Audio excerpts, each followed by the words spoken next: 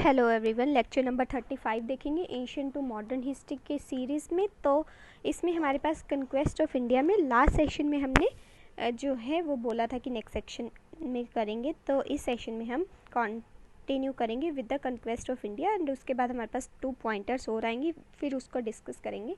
तो स्टार्ट करते हैं। इसमें जैसे कि आपको 2 पॉइंटर्स दिख रहे हैं, बैटल ऑफ पानीपत जो कि 1526 में हुई थी, ये फर्स्ट बैटल थी, और सेकेंड द बैटल ऑफ खनवा।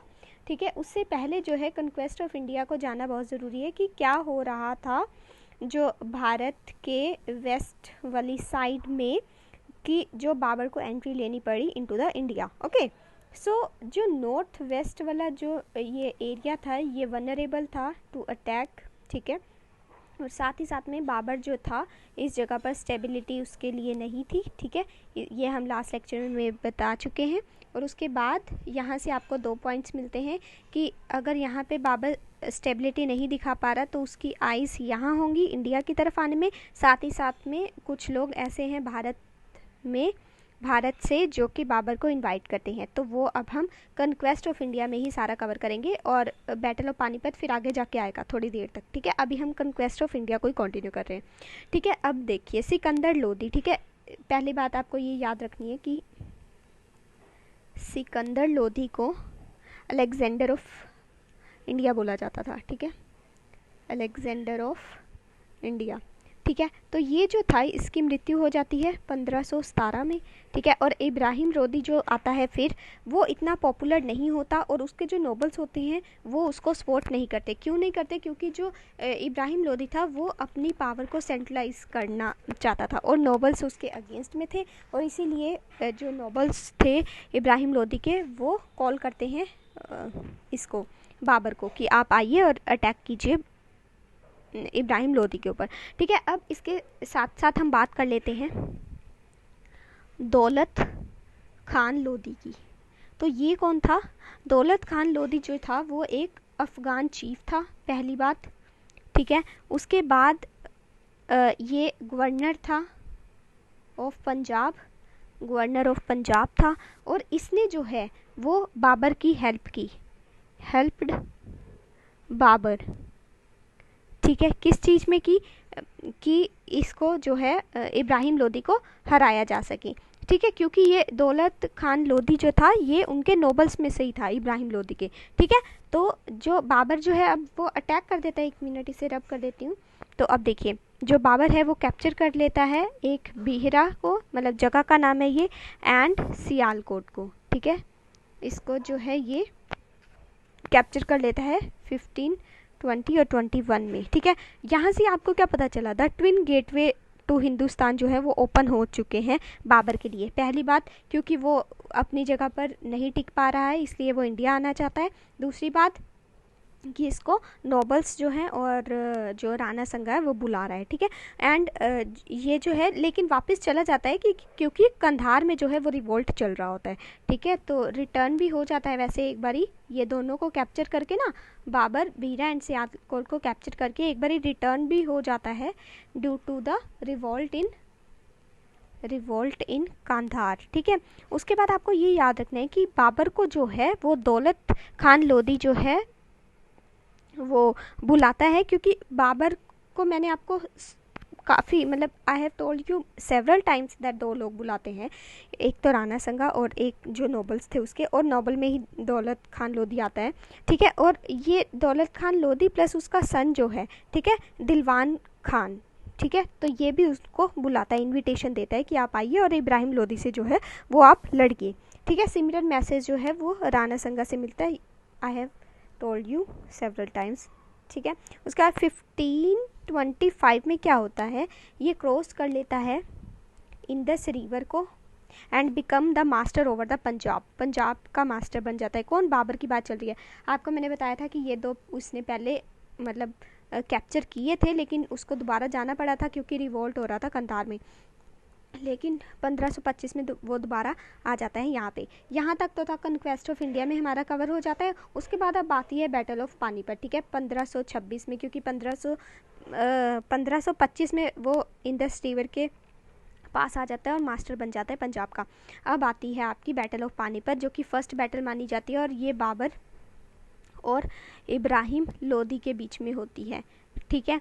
और इसमें जो है वो इब्राहिम लोदी के पास जो है वो 10 लाख मैन पावर होती है, 1000 जो है हाथी होते हैं, ठीक है। लेकिन फिर भी ये बैटल लॉस्ट कर जाता है। वाई? तो क्योंकि बाबर के पास क्या था, इसके पास तो 10 लाख मैन थे, लेकिन बाबर के पास ओनली 12,000 मैन थे। फिर ऐसा बाबर के पास क्या था कि वो ये फर्स्ट बैटल ऑफ पानीपत जीत जाता है। तो इसके पास जो था ना वो गन पाउडर था, स्ट्रैटेजी जो थी इसकी न्यू टेक्नोलॉजी थी, ठीक है। तो न्यू टेक्नोलॉजी थी इसके पास गन पाउडर, तो गन पाउडर से ये जो है हमला वगैरह करता है और ये जीत जाता है। तो ऑटोमन मास्टर गनर्स थे इसके पास। बाबर के पास क्या क्या चीज़ें थी वो आपको नोट करनी चाहिए। हालांकि इसके पास मैन पावर कम थी, 12,000 ही थे, मुकाबले किसके, इब्राहिम लोदी के पास 10 लाख मैन पावर थी।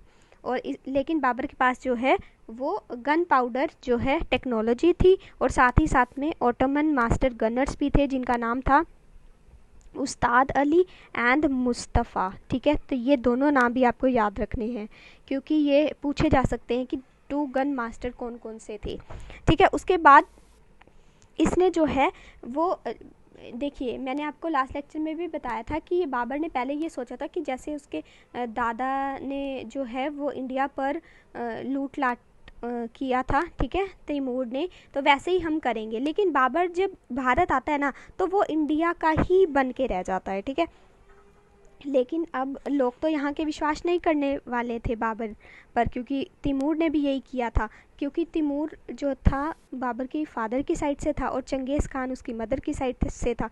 तो लोग भारत के लोग ये सोचने लगे कि जो बाबर है वो अपने दादा की तरह लूट लाट के भारत को चला जाएगा। सो पीपल का ट्रस्ट बनना बहुत मुश्किल हो गया था इस टाइम पे। लेकिन बाद में ये माना जाता है कि लोग जो है वो बाबर को समझ नहीं पाए, क्योंकि आपने ये लाइन पहले भी काफ़ी वीडियोस में सुनी होगी और पढ़ी भी होगी कि जो मुगल्स थे उन्होंने भारत को पूरा अपना माना था, हालांकि जो अंग्रेज़ थे उन्होंने कभी भारत को अपना नहीं माना था, ठीक है।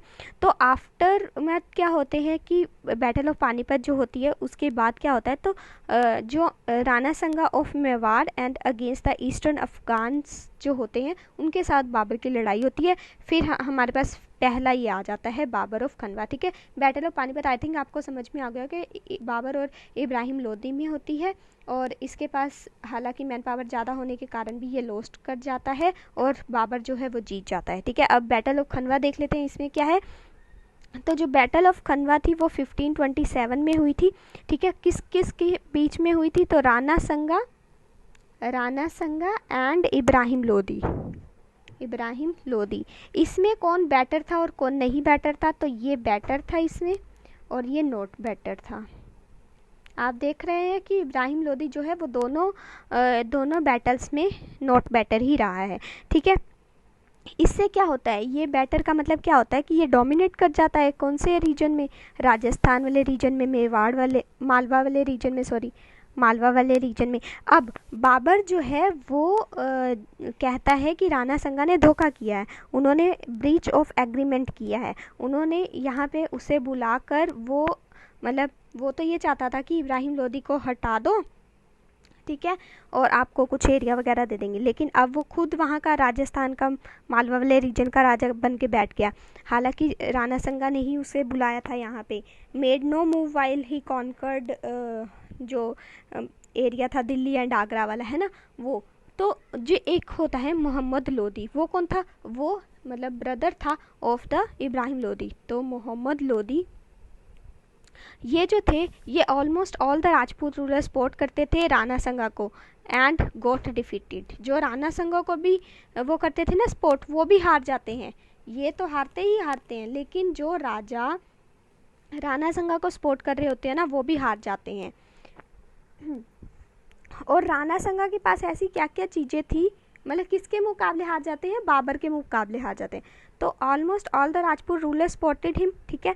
और जो है 2 लाख आर्मी थी और 10,000 जो है अफगान कैवलरी थी, फिर भी गॉट डिफीटेड और बाबर के पास जो है वो पूरा एरिया चला जाता है, ठीक है। उसके बाद जिहाद होता है जो कि ग्रेट वॉर मानी जाती है। स्ट्रैटेजी ये थी कि want further conquered Gwalior, Dholpur और अलवर को भी कॉन्कर कर ले। किसकी स्ट्रैटेजी थी, बाबर की। ठीक है, यहाँ तक आपको समझ में आ गया होगा कि राणा संगा यहाँ पे मतलब बैटल ऑफ खनवा में बेटर था in comparison to the Ibrahim Lodi, लेकिन due to the breach of the agreement which was done between the Babur and the Rana Sanga, फिर राणा संगा और बाबर के बीच में लड़ाई होती है। जो राजा जो है वो राणा संगा को भी सपोर्ट कर रहे होते हैं, वो भी हार जाते हैं, बाबर जीत जाता है। और बाबर फिर ये कोशिश करता है कि जो एरिया उसके पास है उससे वो ज़्यादा एक्सपेंड कर सके एरिया को, ग्वालियर, धौलपुर और अलवर को भी वो अपने